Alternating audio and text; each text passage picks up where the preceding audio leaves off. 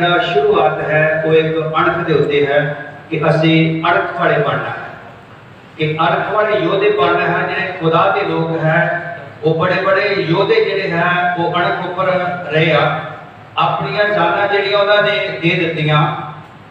कहण दा मतलब कि आरिया नाल चीरे गयो, पालियां पट्टियां दे विच सुटे गयो, शेरां दे अगे पाए गयो, पर वो लोग अपनी अणख उत्ते रहे। ते अज एक अणख के बारे देखने वास्ते जा रहे असीं साडे कुछ दी किताब दे विच जिन्हां को मिल गया है वो पढ़िए। आ कुछ दी किताब दा 20 अध्याय ओदी तीसरी आयत तो लैके 6वीं आयत तक पढ़ के देखिए। ये नाल ही असीं देखना है पहला राजा ओदा 19 बाब ओदी 14 आयत। ये नाल ही देखना असीं दूसरा करंथियां 11 अध्याय ओदी 1 तो लैके 2 आयत तक एक अणख के बारे देखना है। दूसरा करंथियां 11 अध्याय ओदी 1 तो 2 आयत तक। फिर असीं देखना है कुछ दी किताब ओदा 20 बाब ओदी 3 तो लैके 6वीं आयत तक। फिर असीं देखना है पहला राजा 19 बाब ओदी 14 आयत विच। ये तीने आयतां जिहड़ियां अणख के बारे सिखा रही हैं कि साडी जिंदगी विच किन्नी तो किन्नी अणख जिहड़ी है वो हैगी आ, किन्नी साडी जिंदगी विच अणख होनी चाहिदी आ। ते जे अणख घट है ते उन्होंने की करिए असीं ज़्यादा तो ज़्यादा अपनी अणख विच रहिए। कुछ दी किताब चलदे असीं पढ़िए पहला ओदा 20 बाब ओदी 3 आयत तो लैके 6वीं आयत तक पढ़ के देखिए कि प्रभु ने मूसा के द्वारा एक अणख के बारे सानू सिखाया है कि जदों इन्हां 10 हुक्मां दे विच देखदे हां कि लिखिया है कि मैं तुहाडा परमेश्वर एक अणख वाला परमेश्वर है। ते अज अणख के बारे सीखना कि साडी अणख जिहड़ी आ वो किस तरह दी है, किन्नी कणख वा, किन्नी कणख असीं रखदे हां। ते आओ देखिए कुछ दी किताब दे विच ओदा 20 बाब ओदी 3 आयत तो लैके 6वीं आयत तक पढ़ के देखिए सिर्फ अणख के बारे पढ़िए। मेरे सन्मुख तेरे लिए दूजे देवते ना होण, तू अपने लिए उकरी हुई मूर्त ना बना, ना किसी चीज की सूरत जेड़ी ऊपर आकाश विच अते जेड़ी हेठा धरती उत्ते अते जेड़ी धरती दे हेठले पानियां विच है। ना तू उन्हां दे अगे मत्था टेक, ना उन्हां दी पूजा कर, क्यों जो मैं यहोवा तेरा परमेश्वर अणख वाला परमेश्वर हां। ठीक है ना। इत्थे प्रभु दे वचन विच लिखिया कि आकाश के थले जमीन के ऊपर ना पानियां दे थले ना धरती के थले कहता मतलब कि कोई भी तेरे वास्ते एक उकरी हुई मूर्ति नहीं होनी चाहिए कि तू दूसरी मूर्ति के सामने मत्था ना टेक। क्योंकि जे तू दूसरी मूर्ति के सामने मत्था टेकदा हाँ ते तेरे यहोवा परमेश्वर नूं तेरे तो घिन आउंदी आ। फिर लिखिया वो तीसरी चौथी पीढ़ी तक तेरे को एक वैर लैंदा रहेगा, तीसरी चौथी पीढ़ी तक तेरे नाल वैर रखेगा। क्योंकि परमेश्वर के वचन दे विच लिखिया जो दया करदा ते हियारां ते करदा है, पर जे वो क्रोधवान हुंदा ते हियारां ते हुंदा वा। क्योंकि जिहड़े उहदे खिलाफ हुंदे आ असीं दूसरी मूर्ति नूं जदों अपने सामने रखदे हां, असीं दूसरी मूर्ति नूं जदों मत्था टेकदे हां ते वचन दे विच लिखिया खुदा दे वास्ते एक शरीक हो जांदा है। वो खुदा दे वास्ते एक दूसरा तीर बन जाता है, वो एक ओहदे तो नफरत करता है। इस करके प्रभु के वचन दे विच लिखिया कि तेरे विच कितनी अणख होनी चाहिए आ। इहदी 5वीं आयत पढ़ के देखिए दोबारा 5वीं। ना तू उन्हां दे अगे मत्था टेक, इहदे वचन दे विच लिखिया ना तू उन्हां दे अगे मत्था टेक ते फिर ना उन्हां दी पूजा कर, ना उन्हां दी कर पूजा कर फिर क्यों जो मैं यहोवा तेरा परमेश्वर क्यों जो मैं यहोवा तेरा परमेश्वर किया अणख वाला परमेश्वर हां। अणख वाला किया। परमेश्वर अणख शब्द की हुंदा भला?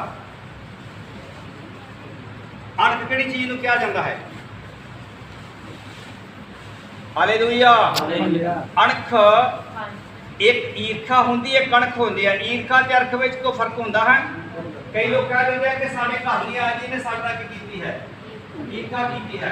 पर कई बार इस तरह हो जाता है कि वो इंसान की सोचता कि मेरे घर में कहने वास्ते नहीं आए, मैं ये घर में नहीं जाना। वो थोड़ी अपनी अणख में हुंदा। ईर्खा ते अणख दोने इस तरह जापदे कि जिद्दां आपस में लगते हुंदे हैं। पर मैं तुहानूं याद कराउंदा कि ईर्खा दा ते अणख दा की है फर्क है। ईर्खा किहो जी चीज़ हुंदी आ कि दुश्मनी पा दिंदी है, पर अणख है ये परमेश्वर का वचन दसदा कि राज उत्ते पा दिंदी है।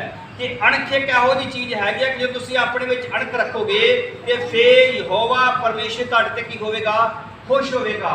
अणख शब्द जिहड़ा है यहोवा कह रहा है कि मैं तेरा परमेश्वर एक अणख वाला परमेश्वर हाँ, मैं तेरा अणखी परमेश्वर हाँ कि मैं तेरे उत्ते की करांगा दया करांगा। 6वीं आयत पढ़ के देखिए नाल की लिखिया 6वीं आयत दे विच ਜਿਹੜਾ ਪਿਓ ਦਾਦਿਆਂ ਦੀ ਬੁਰਾਈ ਨੂੰ ਬੱਚਿਆਂ ਉੱਤੇ ਜਿਹੜਾ ਪਿਓ ਦਾਦਿਆਂ ਦੀ ਬੁਰਾਈ ਨੂੰ ਬੱਚਿਆਂ ਉੱਤੇ ਅਤੇ ਆਪਣੇ ਵੈਰੀਆਂ ਦੀ ਤੀਜੀ ਆਪਣੇ ਬੈਰੀਆਂ ਦੀ ਤੀਜੀ ਅਤੇ ਚੌਥੀ ਪੀੜ੍ਹੀ ਉੱਤੇ ਲਿਆਉਂਦਾ ਹਾਂ। ਬੈਰੀਆਂ ਦੀ ਤੀਜੀ ਤੇ ਚੌਥੀ ਪੀੜ੍ਹੀ ਉੱਤੇ ਕੀ ਕਰਦਾ ਹਾਂ ਲਿਆਉਂਦਾ ਹਾਂ। ਫਿਰ ਅੱਗੇ ਪਰ ਹਜ਼ਾਰਾਂ ਉੱਤੇ ਹਜ਼ਾਰਾਂ ਉੱਤੇ ਮੈਂ ਕੀ ਕਰਦਾ ਹਾਂ ਪੜ੍ਹੀਏ ਜਿਹੜੇ ਮੇਰੇ ਨਾਲ ਪ੍ਰੀਤ ਪਾਲਦੇ ਜਿਹੜੇ ਮੇਰੇ ਨਾਲ ਕੀ ਕਰਦੇ ਪ੍ਰੀਤ ਪਾਲਦੇ ਆ ਤੇ ਮੇਰੇ ਹੁਕਮਾਂ ਨੂੰ ਮੰਨਦੇ ਹਨ ਜਿਹੜੇ ਮੇਰੇ ਹੁਕਮਾਂ ਨੂੰ ਮੰਨਦੇ ਆ ਦਇਆ ਕਰਦਾ ਉਹਨਾਂ ਹਾਂ। ਤੇ ਮੈਂ ਕੀ ਕਰਦਾ ਹਾਂ ਦਇਆ ਕਰਦਾ ਹਾਂ। ਜਿਹੜੇ ਮੇਰੇ ਖਿਲਾਫ ਉੱਠਦੇ ਆ ਮੈਂ ਉਹਨਾਂ ਦੇ ਦਾਦਿਆਂ ਪੜਦਾਦਿਆਂ ਤੋਂ ਉਹਨਾਂ ਦੇ ਗਾੜੀ ਤੀਸਰੀ ਚੌਥੀ ਪੀੜ੍ਹੀ ਤੋਂ ਕੀ ਲੈਂਦਾ ਹਾਂ ਵੈਰ ਲੈਂਦਾ ਹੈ। ਤੇ ਪ੍ਰਭੂ ਦੇ ਵਚਨ ਦੇ ਵਿੱਚ ਲਿਖਿਆ ਜਿਹੜੇ ਮੇਰੇ ਨਾਲ ਪ੍ਰੀਤ ਪਾਲਦੇ ਆ ਮੈਂ ਹਜ਼ਾਰਾਂ ਉੱਤੇ ਕੀ ਕਰਦਾ ਹਾਂ ਦਇਆ ਕਰਦਾ ਹਾਂ। ਕਿਉਂਕਿ ਪਰਮੇਸ਼ਰ ਦਿਆਲਾ ਤੇ ਪਰਮੇਸ਼ਰ ਇੱਕ ਅਣਖੀ ਹੈ ਤੇ ਪਰਮੇਸ਼ਰ ਇੱਕ ਕੀ ਹੈ ਧਰਮੀ ਹੈ। ਉਹ ਯਹੋਵਾ ਪਰਮੇਸ਼ਰ ਇੱਕ ਧਰਮੀ ਹੈ ਕਣਕ ਵਾਲਾ ਯਹੋਵਾ ਹੈ। ਤੇ ਇਸ ਕਰਕੇ ਪਰਮੇਸ਼ਰ ਦਾ ਵਚਨ ਦੱਸਦਾ ਹੈ ਕਿ ਸਾਨੂੰ ਇੱਕ ਅਣਖ ਵਾਲੇ ਬਣਨਾ ਚਾਹੀਦਾ ਹੈ। ਹੁਣ ਤੁਸੀਂ ਖਿਆਲ ਕਰੋ ਇੱਥੇ ਅਣਖ ਸ਼ਬਦ ਜਿਹੜਾ ਹੈ ਉਹ ਕਿਸ ਤਰ੍ਹਾਂ ਦਾ ਸ਼ਬਦ ਆ ਗਿਆ। ਇਹ ਸ਼ਬਦ ਨੂੰ ਅਸੀਂ ਕਿੱਦਾਂ ਕਹਿ ਸਕਦੇ ਹਾਂ ਕਿ ਸਾਡੇ ਵਿੱਚ ਇੱਕ ਯਹੋਵਾ ਇਕੱਲਾ ਹੈਗਾ ਦੂਸਰਾ ਸਾਡੇ ਵਿੱਚ ਹੈ ਨਹੀਂਗਾ। ਇੱਥੇ ਅਣਖ ਸ਼ਬਦ ਜਿਹੜਾ ਹੈ ਇਹ ਸਾਨੂੰ ਦੱਸਦਾ ਕਿ ਅਸੀਂ ਆਪਣੀ ਇੱਕ ਅਣਖ ਦੇ ਵਿੱਚ ਰਹਿਣਾ ਕਿ ਅਣਖ ਦੇ ਵਿੱਚ ਰਹਿ ਕੇ ਅਸੀਂ ਆਪਣੀ ਜ਼ਿੰਦਗੀ ਧਰਤੀ ਉੱਤੇ ਕੀ ਕਰਨੀ ਹੈ ਗੁਜ਼ਾਰਨੀ ਹੈ। ਸਾਰੇ ਬੋਲੋ ਹਾਲੇਲੂਇਆ। ਮੇਰੇ ਨਾਲ ਬਣੇ ਰਹਿਣਾ ਤੁਸੀਂ ਸਾਰੇ ਬੋਲੋ ਹਾਲੇਲੂਇਆ। ਅਣਖ ਸ਼ਬਦ ਜਿਹੜਾ ਹੈ ਇੱਕ ਬਹੁਤ ਵਧੀਆ ਸ਼ਬਦ ਆ। ਜਦ ਅਸੀਂ ਪਹਿਲਾ ਰਾਜਾ ਉਹਦਾ 19 ਬਾਬ ਦੀ 14 ਐਤ ਵਿੱਚ ਵੀ ਕਿ ਇੱਥੇ ਏਲੀਆ ਖੁਦਾ ਦਾ ਦਾਸ ਜਿਹੜਾ ਹੈ ਉਹ ਇੱਕ ਅਣਖ ਦੇ ਬਾਰੇ ਦੱਸ ਰਿਹਾ ਹੈ। ਉਹਨੇ ਇੱਕ ਆਵਾਜ਼ ਆਈ ਆ ਉਹ ਆਵਾਜ਼ ਦੇ ਦੁਆਰਾ ਬੋਲ ਰਿਹਾ ਹੈ ਕਿ ਹੇ ਯਹੋਵਾ ਮੈਂ ਤੇਰੀ ਅਣਖ ਦੇ ਵਿੱਚ ਕੀ ਆ ਸੜਿਆ ਪਿਆ ਹਾਂ। ਇੱਕ ਅਣਖ ਦੇ ਵਿੱਚ ਸੜਨਾ ਇੱਕ ਅਣਖ ਦੇ ਵਿੱਚ ਰਹਿਣਾ ਅਣਖ ਦੇ ਵਿੱਚ ਚੜਨਾ ਇੱਕ ਬਹੁਤ ਵੱਡਾ ਕੀ ਹੈ ਮੈਸੇਜ ਹੈ ਕਿ ਜੇਕਰ ਅਸੀਂ ਖੁਦਾ ਦੀ ਅਣਖ ਦੇ ਵਿੱਚ ਰਵਾਂਗੇ ਯਹੋਵਾ ਦੀ ਅਣਖ ਵਿੱਚ ਰਵਾਂਗੇ ਸਾਡਾ ਖੁਦਾ ਬਾਪ ਜਿਹੜਾ ਹੈ ਉਹ ਸਾਨੂੰ ਇੱਕ ਬਹੁਤ ਵੱਡੀ ਬਰਕਤ ਦੇਵੇਗਾ। ਹੁਣ ਤੁਸੀਂ ਇਹਦੇ ਬਾਰੇ ਦੇਖੀਏ ਕਿ ਲਿਖਿਆ ਕਿ ਮੇਰੇ ਸਾਹਮਣੇ ਕੋ ਦੂਜਾ ਦੇਵਤਾ ਤੇਰੇ ਵਾਸਤੇ ਨਾ ਹੋਵੇ। ਮੇਰੇ ਸਾਹਮਣੇ ਕੋ ਖੜੀ ਹੋਈ ਮੂਰਤੀ ਤੇਰੇ ਵਾਸਤੇ ਨਾ ਹੋਵੇ। ਮੇਰੇ ਸਾਹਮਣੇ ਤੇਰੇ ਵਾਸਤੇ ਕੋਈ ਇਹੋ ਜਿਹੀ ਬੁੱਤ ਪ੍ਰਸਤੀ ਨਾ ਹੋਵੇ ਕਿ ਜਿਹਦੇ ਨਾਲ ਮੈਂ ਤੇਰੇ ਬਾਲ ਬੱਚੇ ਦੇ ਕੋਲੋਂ ਵੀ ਦੁਸ਼ਮਣੀ ਲੈਂਦਾ ਰਵਾਂ ਤੇਰੇ ਬਾਲ ਬੱਚੇ ਦੇ ਕੋਲੋਂ ਵੀ ਮੈਂ ਤੇਰੇ ਤੇ ਇਹ ਦੁਸ਼ਮਣੀ ਪਾਵਾਂ। ਕਿਉਂਕਿ ਦੂਸਰੇ ਦੇਵਤਿਆਂ ਦੀ ਪੂਜਾ ਕਰਨੀ ਜਿਹੜੀ ਆ ਸਾਡੇ ਵਾਸਤੇ ਇੱਕ ਬਹੁਤ ਵੱਡੀ ਖੁਦਾ ਨੇ ਚੇਤਾਵਨੀ ਵੀ ਦਿੱਤੀ ਹੋਈ ਆ ਕਿ ਫਿਰ ਮੈਂ ਤੇਰੀ ਤੀਸਰੀ ਚੌਥੀ ਪੀੜ੍ਹੀ ਤੱਕ ਤੇਰੇ ਤੋਂ ਮੈਂ ਕੀ ਲੈਂਦਾ ਰਵਾਂਗਾ ਵੈਰ ਲਵਾਂਗਾ ਜੇ ਤੂੰ ਮੈਨੂੰ ਮੇਰੇ ਤੋਂ ਲਾ ਕੇ ਇੱਕ ਦੂਸਰੇ ਦੇਵਤੇ ਦੀ ਕੀ ਕੀਤੀ ਤੇ ਪੂਜਾ ਕੀਤੀ। ਹੋ ਤੁਸੀਂ ਖਿਆਲ ਕਰੋ ਕਿ ਅਸੀਂ ਦੂਸਰੇ ਦੇਵਤੇ ਦੀ ਕਿਸ ਤਰ੍ਹਾਂ ਪੂਜਾ ਕਰ ਸਕਦੇ ਕਿ ਤੁਸੀਂ ਮੇਰਾ ਖਿਆਲ ਹੈ ਕਿ ਸ਼ਾਇਦ ਮੈਂ ਤੁਹਾਨੂੰ ਇੱਕ ਜੈਂਗੋ ਦੇਣ ਵਾਸਤੇ ਜਾ ਰਿਹਾ ਹਾਂ। ਜਦੋਂ ਇੱਕ ਵਿਅਕਤੀ ਕੁਆਰਾ ਹੁੰਦਾ ਹੈ ਤੇ ਫਿਰ ਉਹ ਆਪਣੀ ਮਨਮਰਜ਼ੀ ਕਰਦਾ ਕੀ ਕਰਦਾ ਉਹ ਕਰਦਾ ਕਿ ਨਹੀਂ ਕਰਦਾ। ਕੁਆਰਾ ਇਨਸਾਨ ਜਦੋਂ ਕੁਆਰਾ ਹੁੰਦਾ ਹੈ ਤੇ ਉਹ ਕੀ ਕਰਦਾ ਆਪਣੀ ਮਨਮਰਜ਼ੀ ਕਰਦਾ ਹੈ ਤੇ ਜਦੋਂ ਦੀ ਸ਼ਾਦੀ ਹੋ ਜਾਂਦੀ ਤੇ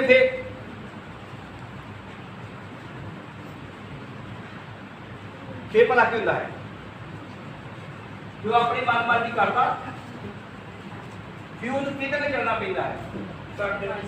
ਇਹ ਆਤਮਿਕ ਕਹਾਣੀ ਹੈ। ਮੈਂ ਤੁਹਾਨੂੰ ਬਹੁਤ ਤਰੀਕਾ ਜਦੋਂ ਮੈਂ ਕੋਈ ਤੁਹਾਨੂੰ ਤਮਸੀਲ ਆਧਾਰਨ ਦਿੰਦਾ ਉਹਦਾ ਦੁਨਿਆਵੀ ਤਜਰਬਾ ਨਹੀਂ ਕਰਨਾ। ਬਹੁਤ ਲੋਕੀ ਹੈਗੇ ਆ ਕਿ ਸ਼ੈਤਾਨ ਦੇ ਪੁੱਤ ਹੁੰਦੇ ਆ ਜਿਹੜੇ ਉਹਨੂੰ ਦੁਨਿਆਵੀ ਚੀਜ਼ ਨੂੰ ਬਦਲ ਦਿੰਦੇ ਆ। ਮੈਂ ਤੁਹਾਨੂੰ ਦੱਸ ਰਿਹਾ ਕਿ ਜਦੋਂ ਅਸੀਂ ਇੱਕ ਸ਼ਾਦੀ ਨਹੀਂ ਹੁੰਦੀ ਉਦੋਂ ਅਸੀਂ ਸਿੰਗਲ ਹੁੰਦੇ ਹਾਂ ਤੇ ਫਿਰ ਅਸੀਂ ਆਪਣੀ ਮਰਜ਼ੀ ਕਰਦੇ ਹਾਂ।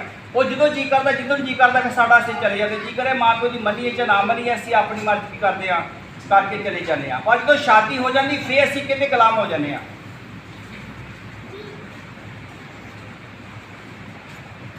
बोलो बोलो क्यों जाना भी क्या नंबर के कार्रवाई देखी हो जाने पे हो जाती है कि नहीं हो जाती। सच बोलना झूठ नहीं बोलना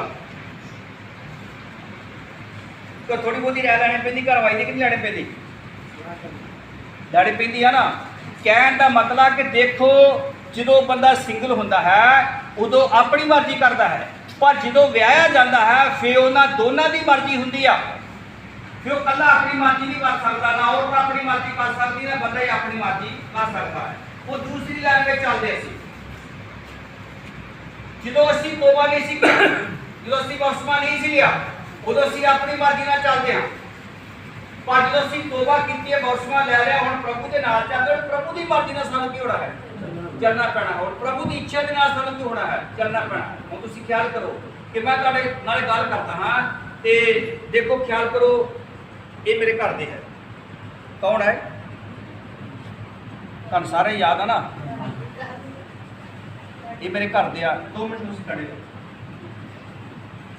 ਤਾਂ ਮੈਂ ਇੱਕ ਅੱਛੀ ਦਾਤ ਦੇਣ ਵਾਸਤੇ ਜਾ ਰਿਹਾ ਹਾਂ। ਜਦੋਂ ਅੱਛੀ ਦਾਤ ਤੁਸੀਂ ਇਸ ਗੱਲ ਨੂੰ ਪੜ੍ਹ ਲੋਗੇ ਤੇ ਫਿਰ ਮੇਰਾ ਖਿਆਲ ਹੈ ਕਿ ਤੁਸੀਂ ਕਦੀ ਬੁੱਤ ਪ੍ਰਸਤੀ ਦੇ ਅੰਦਰ ਨਹੀਂ ਜਾਓਗੇ। ਇਹ ਮੇਰੀ ਘਰ ਵਾਲੀ, ਮੇਰੀ ਸ਼ਾਦੀ ਹੋਈ ਹੈ ਕਿ ਨਹੀਂ ਹੋਈ? ਮੈਂ ਉਹਦਾ ਨਹੀਂ ਧਿਆਨ।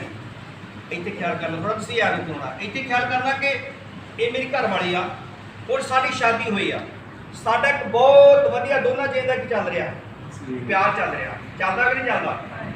ਪਿਆਰ ਚੱਲਦਾ। ਜਦੋਂ ਖਿਆਲ ਕਰੋ ਤੁਸੀਂ, ਸਾਡੇ ਵਿੱਚ ਇੱਕ ਤੀਸਰਾ ਵਿਅਕਤੀ ਸਾਡੇ ਸੈਂਟਰ 'ਚ ਆਣ ਕੇ ਖੜਾ ਹੋ ਜਾਊਗਾ ਤੇ ਫੇਰ ਕੀ ਹੋਵੇਗੀ? ਚਾਹੇ ਕਹਿਣ ਦਾ ਮਤਲਬ ਕਿ ਇਹਨਾਂ ਨੂੰ ਗਲਤ ਯੂਜ਼ ਕਰੇਗਾ, ਚਾਹੇ ਉਹ ਮੈਨੂੰ ਗਲਤ ਯੂਜ਼ ਕਰੇਗਾ। ਕਹਿਣ ਦਾ ਮਤਲਬ ਕਿ ਸਾਡੇ ਦੋਨਾਂ ਦੇ ਵਿੱਚ ਉਹ ਦੂਸਰਾ ਤੀਸਰਾ ਵਿਅਕਤੀ ਜਦੋਂ ਆ ਕੇ ਖੜਾ ਹੋ ਜਾਊਗਾ, ਫਿਰ ਸਾਡੀ ਦੋਨਾਂ ਦੀ ਕੀ ਪੈ ਜਾਏਗੀ? ਜੁਦਾਈ ਪੈ ਜਾਏਗੀ। ਸਮਝੀ ਗੱਲ ਤੇ ਲੱਗੀ? ਸਮਝੀ ਕੀ ਭਲਾ ਮੈਂ ਕਿਹਾ?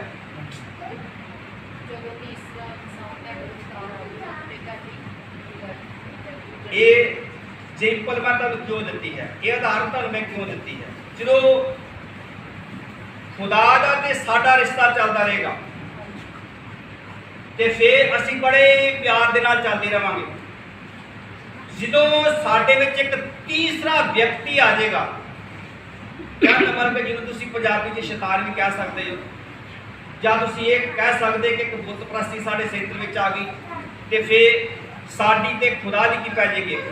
ਜੁਦਾਈ ਪੈ ਜਾਏਗੀ। ਜਿਸ ਤਰ੍ਹਾਂ ਸੋਚ ਲਓ ਕਿ ਇਹ ਮੇਰੀ ਔਰਤ ਹੈ, ਮੇਰੀ ਤੀਵੀਂ ਹੈ। ਜਦੋਂ ਕਹਿਣ ਦਾ ਮਤਲਬ ਕਿ ਅਸੀਂ ਦੋਨੇ ਜੀ ਇੱਕ ਹੋਵਾਂਗੇ, ਸਾਡਾ ਦੋਨਾਂ ਦਾ ਆਤਮਾ ਇੱਕ ਹੋਵੇਗਾ ਤੇ ਸਾਡੇ 'ਚ ਫਰਕ ਨਹੀਂ ਪਏਗਾ।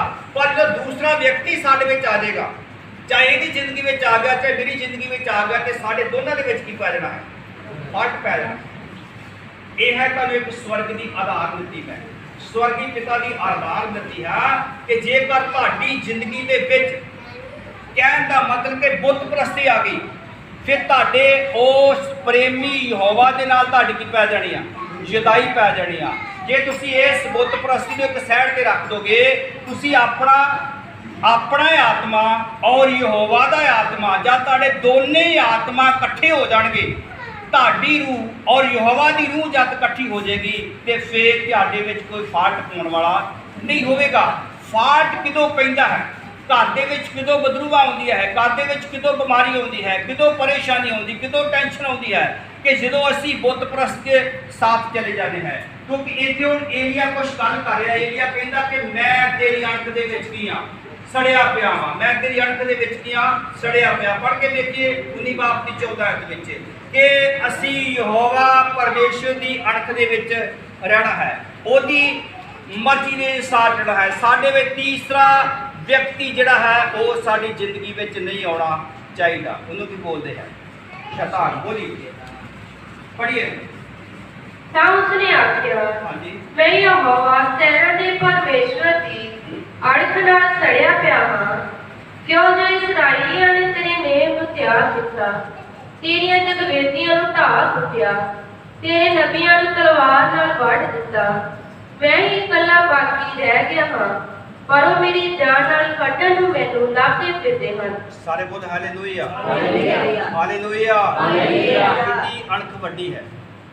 ਖੁਦਾ ਦੇ ਅੱਗੇ ਦੁਆ ਕਰਦਾ, ਕਹਿੰਦਾ ਖੁਦਾ ਮੈਂ ਇੱਕ ਬੰਦਾ ਇਕੱਲਾ ਬਚਿਆ ਹਾਂ ਤੇ ਮੈਂ ਤੇਰੀ ਅਣਖ ਦੇ ਵਿੱਚ ਕੀ ਹਾਂ? ਬੋਲੋ, ਅਣਖ ਦੇ ਵਿੱਚ ਮੈਂ ਕੀ ਹਾਂ? ਇਹ ਅਣਖ ਦੇ ਵਿੱਚ ਕਿਹੜੀ ਅਣਖ ਦੇ ਵਿੱਚ ਸੜਿਆ ਪਿਆ ਸੀਗਾ? ਕਿਹੜੀ ਅਣਖ ਦੇ ਵਿੱਚ ਸੀ ਜਿਹਦੇ ਨਾਲ ਕੀ ਆ? ਸੜਿਆ ਪਿਆ ਸੀਗਾ। ਕਹਿੰਦਾ ਕਿ ਯਹੋਵਾ ਮੈਂ ਤੇਰੀ ਅਣਖ ਦੇ ਵਿੱਚ ਕੀ ਆ? ਮੇਰੇ ਅੱਪਾ ਮੈਂ ਤੇਰੀ ਅਣਖ ਦੇ ਵਿੱਚ ਸੜਿਆ ਪਿਆ ਹਾਂ। ਤੇਰੀ ਅਣਖ ਕਿਸ ਤਰ੍ਹਾਂ ਦੀ ਹੈ ਕਿ ਮੈਂ ਇਕੱਲਾ ਬਚਿਆ ਹਾਂ, ਉਹ ਹੈ ਹੀ ਨਹੀਂ। ਪਰਮੇਸ਼ਰ ਦੇ ਵਚਨ ਦੇ ਵਿੱਚ ਲਿਖਿਆ ਵੀ ਖੁਦਾ ਨੇ ਦੱਸਿਆ, ਕਹਿੰਦਾ ਕਿ ਤੇਰੇ ਵਰਗੇ ਹੋਰ ਵੀ ਖੁਦਾ ਦੇ ਦਾਸ ਬਹੁਤ ਆ ਕਿ ਜਿਹੜੀ ਆਪਣੀ ਅਣਖ ਦੇ ਵਿੱਚ ਬਚੇ ਪਏ ਆ, ਜਿਨ੍ਹਾਂ ਨੇ ਦੇਵੀਆਂ ਦੇ ਮੂੰਹ ਨਹੀਂ ਚੁੰਮੇ, ਕਹਿਣ ਦਾ ਮਤਲਬ ਕਿ ਬੁੱਤ ਪ੍ਰਸਤੀ ਨਹੀਂ ਕੀਤੀ ਉਹਨਾਂ ਨੇ, ਬੁੱਤਾਂ ਦੇ ਮੂੰਹ ਨਹੀਂ ਚੁੰਮੇ। ਕਹਿੰਦਾ ਉਹ ਇੱਕ ਅਣਖ ਦੇ ਵਿੱਚ ਸੜੇ ਪਏ ਆ। ਉਹਨਾਂ ਨੇ ਆਪਣੇ ਗੋਡੇ ਜਿਹੜੇ ਆ ਬਾਲ ਦੇ ਅੱਗੇ ਨਹੀਂ ਟੇਕੇ। ਕਹਿਣ ਦਾ ਮਤਲਬ ਕਿ ਸ਼ੈਤਾਨ ਦੇ ਅੱਗੇ ਆਪਣੇ ਘੁਟਨੇ ਉਹਨਾਂ ਨੇ ਨਹੀਂ ਟੇਕੇ। ਉਹ ਲੋਕ ਅਣਖ ਦੇ ਵਿੱਚ ਕੀ ਆ, ਸੜੇ ਪਏ ਆ। ਮੇਰੇ ਕਹਿਣ ਦਾ ਮਤਲਬ ਕਿ ਸਾਨੂੰ ਸਾਰਿਆਂ ਨੂੰ ਆਪਣੀ ਅਣਖ ਦੇ ਵਿੱਚ ਕੀ ਆ, ਰਹਿਣ ਦੀ ਜ਼ਰੂਰਤ ਹੈ। ਜੇ ਅਸੀਂ ਆਪਣੇ ਅਣਖ ਵਿੱਚ ਰਵਾਂਗੇ ਤੇ ਫਿਰ ਅਸੀਂ ਬਚਾਏ ਜਾਵਾਂਗੇ, ਤੇ ਜੇ ਅਸੀਂ ਆਪਣੇ ਅਣਖ ਦੇ ਵਿੱਚ ਨਹੀਂ ਰਹਿੰਦੇ ਤੇ ਫਿਰ ਇੱਕ ਦਿਨ ਕਦੇ ਵੀ ਸਵਰਗ ਦੇ ਵਿੱਚ ਨਹੀਂ ਜਾਵਾਂਗੇ। Hallelujah, hallelujah. ਤੀਸਰੀ ਤੇ ਫਿਰ ਚੌਥੀ ਪੀੜ੍ਹੀ ਦੇ ਕੋਲੋਂ ਖੁਦਾ ਕੀ ਲਵੇਗਾ, ਉਹ ਬਦਲਾ ਲਵੇਗਾ।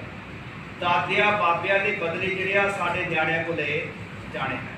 ਪਰ ਜੇ ਤੁਸੀਂ ਤੋਬਾ ਕਰ ਲੋਗੇ ਤੇ ਮੇਰਾ ਖਿਆਲ ਆ ਕਿ ਤੁਹਾਡੇ ਜਿਹੜੇ ਆਉਣ ਵਾਲੇ ਸਮੇਂ ਦੀ ਕੁਲ ਹੈ ਉਹ ਵੀ ਬਚਾਈ ਜਾਵੇਗੀ, ਉਹ ਵੀ ਪਰਮੇਸ਼ਰ ਦੇ ਰਾਜ ਵਾਸਤੇ ਕੀ ਹੋਵੇਗੀ, ਤਿਆਰ ਹੋਵੇਗੀ।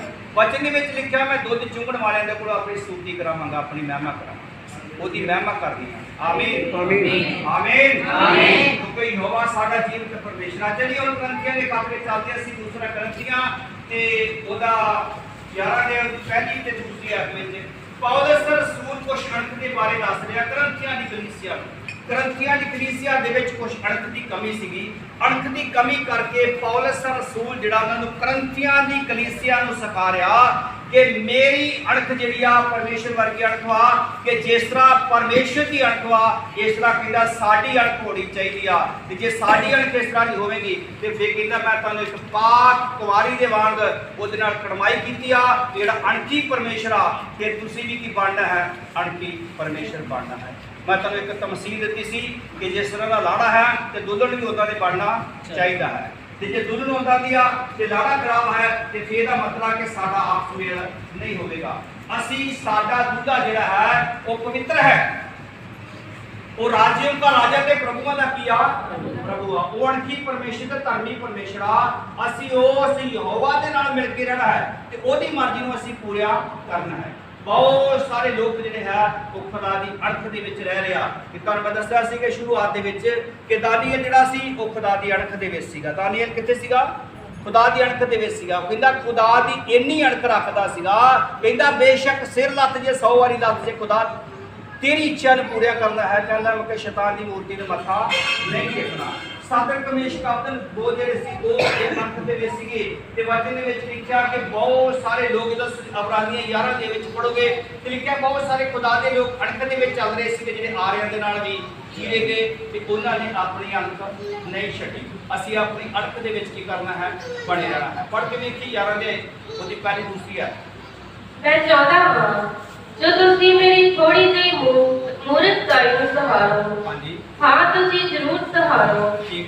ਤੁਹਾਡੇ ਲਈ ਮੇਰੀ ਅਣਖ ਪਰਮੇਸ਼ਰ ਦੀ ਅਣਖ ਹੈ। ਇੱਥੇ ਲਿਖਿਆ ਹੈ ਤੁਹਾਡੇ ਲਈ ਮੇਰੀ ਅਣਖ ਕੀ ਹੈ, ਬੋਲੋ ਕੀ ਆ, ਦੁਬਾਰਾ ਪੜ੍ਹ ਕੇ ਵੇਖੀ, ਦੁਬਾਰਾ ਪੜ੍ਹੀਏ।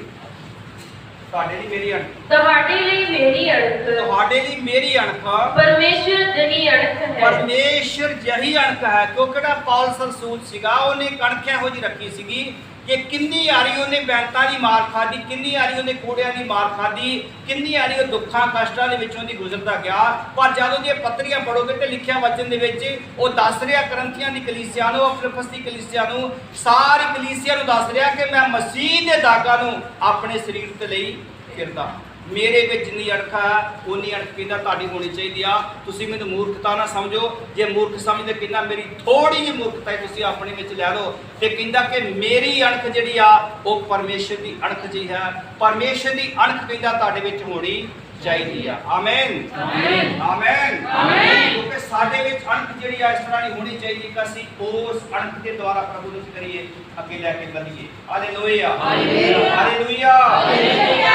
ਪ੍ਰਭੂ ਦਾ ਵਚਨ ਸਿੱਖਿਆ ਸੀ ਕਿ ਪਰਮੇਸ਼ਰ ਦੀ ਅਣਖ ਦੇ ਵਿੱਚ ਅਸੀਂ ਜ਼ਰੂਰ ਬਣੇ ਰਹਿਣਾ, ਕਿਉਂਕਿ ਪ੍ਰਭੂ ਸਾਨੂੰ ਅਣਖ ਦੇ ਵਿੱਚ ਲੈ ਕੇ ਜਾਵੇਗਾ। ਕਿਉਂਕਿ ਉਹ ਜਿੰਦਾ ਤੇ ਪਵਿੱਤਰ ਪਰਮੇਸ਼ਰ ਆ ਤੇ ਵਾਅਦੇ ਸਾਰਾ ਆਪਣੇ ਲੋਕਾਂ ਦੇ ਕੀ ਆਓ ਨਾਲ। ਇਹ ਅਣਖ ਦੇ ਬਾਰੇ ਸਿੱਖਿਆ ਸੀ ਕਿ ਸਾਡੀ ਜੀਵਨ ਦੇ ਵਿੱਚ ਇੱਕ ਬਹੁਤ ਜ਼ਿਆਦੀ ਅਣਖ ਹੋਣੀ ਚਾਹੀਦੀ।